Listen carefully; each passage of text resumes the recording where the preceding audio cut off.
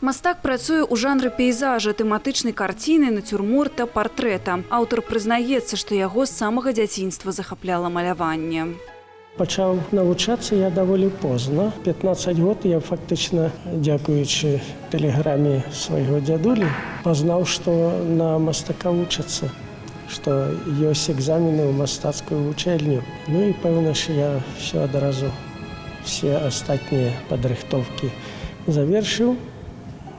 За 2 гадзіны все было асэнсована і з бацькамі удакладнена.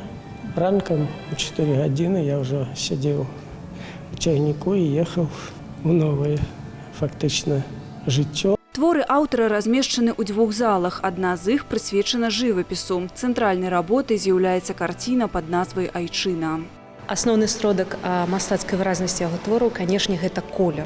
Колер, праз які ён спрабуе перадаць той сусвет, свой унутраны мастацкі сусвет, сваё разуменне жыцця, сваё разуменне, зноў жа, свету, людзей. У другой зале можна пабачыць акварэльныя работы. Яны выкананы ў асаблівай тэхніцы і быццам зяюць. На сценах размешчаны цытаты мастака. Напрыклад, «Для мяне вясёлка не столькі на небе, колькі на зямлі. Я бачу яе колеры ва ўсім. Зямля для мяне каляровая і космас каляровый».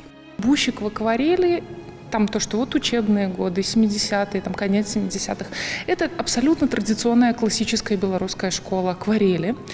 Но то, что вы здесь придете и увидите, это вырывается абсолютно. У Бущика другая школа, можно даже так говорить. Он перенимает опыт своего латвийского коллеги Антонаса Мегниса. Это художник более старшего поколения. И там буквально через 2 года после знакомства с Бущиком Мегнис умрет. И Бущик принимает такую технику, про которую сейчас приходят коллеги, например, с Петербурга, смотрят на произведение Бущика и говорят: «О, это удивительная техника, у нас так никто не пишет». Наведаць экспазіцыю Мікола Бушчык «Жарсць колеру» у Нацыянальным мастацкім музеі можна да 11 жніўня.